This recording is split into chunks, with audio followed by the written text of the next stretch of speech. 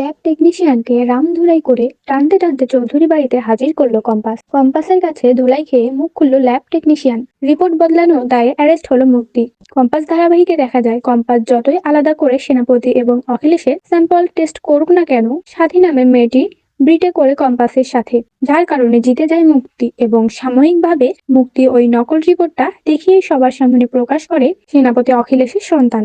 যথারীতি ঋতুজা, বিহান সবাই সেটাই মেনে নেয় এবং বিহান সবার সামনে তো বলেই দেয় যে সেনাপতি এই চৌধুরী বাড়ির ছেলে। তবে কোনো মতেই কম্পাস এটা মানতে পারে না, কারণ কম্পাস বুঝতে পারে যে ওই ল্যাবে টেকনিশিয়ান নিশ্চয়ই কোনো ঘাবলা করেছে আর এর পেছনে নিশ্চয়ই মুক্তি মাসির হাত আছে। কম্পাস সারা রাত ধরে ছটফট করে এবং ভাবতে থাকে যে কোন উপায়ে সে সত্যি সবার সামনে আনতে পারে। হঠাৎ কম্পাসের মনে হয় ওই ল্যাবে টেকনিশিয়ানের ঘাটটা চেপে ধরতে হবে এবং এমন ভাবে চেপে ধরতে হবে যাতে কোনোভাবেই কথা ঘোরানোর সুযোগ না পায়। এরপরে দেখা যায় কম্পাস জিতকে ফোন করে সবটা বলে। জিত, কম্পাস এবং তাদের আরো দুজন বন্ধু বান্ধব সবাই চলে যায় ওই হসপিটালে। ল্যাবে টেকনিশিয়ানের ঘাটটা গিয়ে চেপে ধরে কম্পাস এবং হুঙ্কার দিয়ে বলে যে রিপোর্টটা জালিয়াতির দায়ে এবার ওই ল্যাব টেকনিশিয়ানকে তারা পুলিশে দেবে। এখনই পুলিশকে ফোন করবে এবং পুলিশ এসে সবটা তদন্ত করবে আর তারপর ল্যাব টেকনিশিয়ানের চাকরিটাও চলে যাবে। লোকটি খুব ভয় পেয়ে যায় এবং কম্পাসের কাছে হাত জোর করে বলতে থাকে, না না ম্যাডাম, কিছু করবেন না, আমি এমন কিছু করিনি।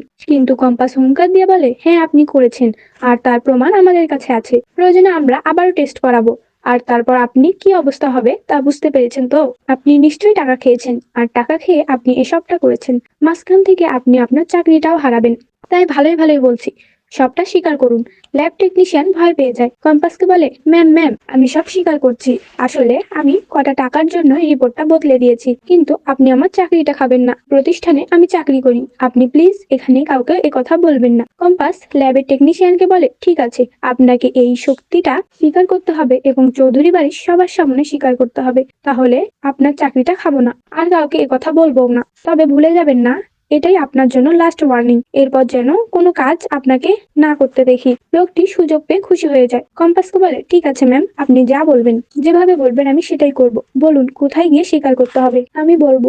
ল্যাব টেকনিশিয়ানকে সাথে নিয়েই কম্পাস চৌধুরী বাড়িতে চলে যায় এবং চিৎকার করে বলে, কোথায় আছো সবাই, বেরিয়ে এসো, বেরিয়ে এসো, আসল নাটক তো এবার শুরু হবে। মুক্তি ছুটে আসে, এসে দেখে ওই ল্যাব টেকনিশিয়ান কম্পাসের সাথে দাঁড়িয়ে আছে। মুক্তি বেশ ভয় পেয়ে যায়, নাটক করে কম্পাসকে বলে, এ কি কম্পাস, ওই ল্যাব টেকনিশিয়ান কি এখানে নিয়ে এসেছো কেন? হ্যাঁ, আবার নতুন কি করতে চাইছো?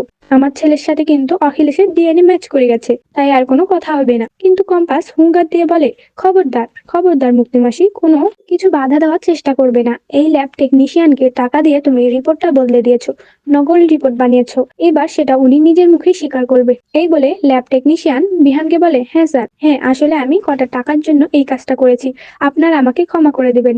আসলে আমরা গরিব মানুষ, যতটুকু স্যালারি পাই তা দিয়ে সংসার চলে না, খুব কঠিন হয়ে যায়, তার জন্য এরকম কাজ করি। বিহান খুব রেগে যায় এবং আচ্ছা মতো ল্যাব টেকনিশিয়ানকে ধোলাই করে। অন্যদিকে সত্যি সামনে আসায় ঋতুজা খেপে যায় এবং মুক্তিকে গিয়ে বলে, মুক্তি এবার আমি পুলিশে দেবো তোকে। তো বন্ধুরা, তোমরা এটাই চাও তো এভাবেই যেন মুক্তিকে পুলিশে দিতে পারে কম্পাস এবং আসল রিপোর্টটা সবার সামনে আনতে পারে, একই সাথে ল্যাব টেকনিশিয়ানকে দিয়ে সব সত্যি স্বীকার করে? কমেন্টে জানাতে ভুলো না। ধন্যবাদ।